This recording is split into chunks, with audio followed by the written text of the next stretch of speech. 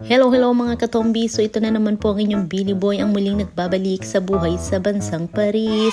So panibagong buhay na naman ito at tayo ay maghahakot ng euro. Charot!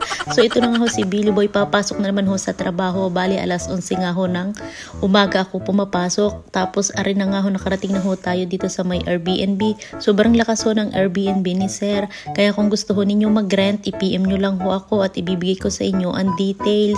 So nakakatuwa nga ho at dito ho sa trabahong ito ay hindi naman ho siya kabigatan, ay sobrang dali lang ho. Super blessed ko talaga dito sa among ito at hindi tayo inaalis. Syempre kakaumpisa lang ang alisin, charot. So anyway, highway, ito nga ho isa lang ang pag-share ko ng pumuhay ko dito sa bansang Paris. Nakakatuwa nga lang ho, talaga namang napakaganda nitong aking trabaho. So bali nga ho tayo natapos na ng 4.5 hours, tayo na may lumipat dito sa Sundo Bata. So ayan ho, makikita ho ninyo bakit may mga ganyan. Yan ho ang aking ipapakain sa aking alaga. Wala ho silang kanin, hindi ho uso dito ang kanin, bihira lang kumain ng rice ang mga bata dito. Kaya ayan, nilutuan ko lang ho sila ng simpleng spaghetti. At syempre dahil nga ho ako ay diretso babysitting, sabi ng amo ko ako daw ay magbibisit ngayon. Abay nakakatuwa naman ho at yun ho ay blessing. At syempre inorderan pala ako ng amo ko ng KFC kasi ang sabi ko KFC na lang ang aking kakainin.